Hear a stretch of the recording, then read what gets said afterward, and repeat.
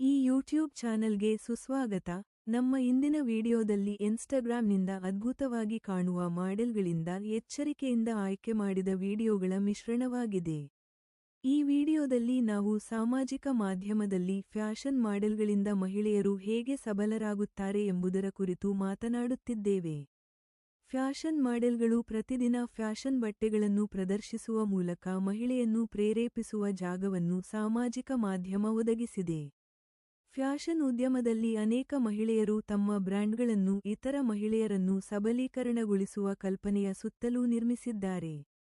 ಎಲ್ಲಾ ವಯಸ್ಸಿನ, ಜನಾಂಗದ ಮತ್ತು ಆರ್ಥಿಕ ಹಿನ್ನೆಲೆಯ ಮಹಿಳೆಯರನ್ನು ರಾಜಕೀಯವಾಗಿ ಪ್ರೇರೇಪಿಸಲು ಮತ್ತು ಸಬಲೀಕರಣಗೊಳಿಸಲು ಫ್ಯಾಷನ್ ಅನ್ನು ಬಳಸಬಹುದು.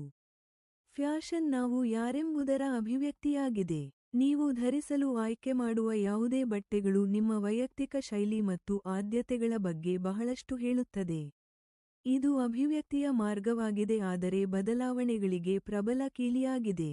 ಫ್ಯಾಷನ್ ಮೂಲಕ ಮಹಿಳೆಯರನ್ನು ಸಬಲೀಕರಣಗೊಳಿಸುವುದು ಬಲವಾದ ಮತ್ತು ಸಾಧ್ಯವಾದ ಸಂಗತಿಯಾಗಿದೆ.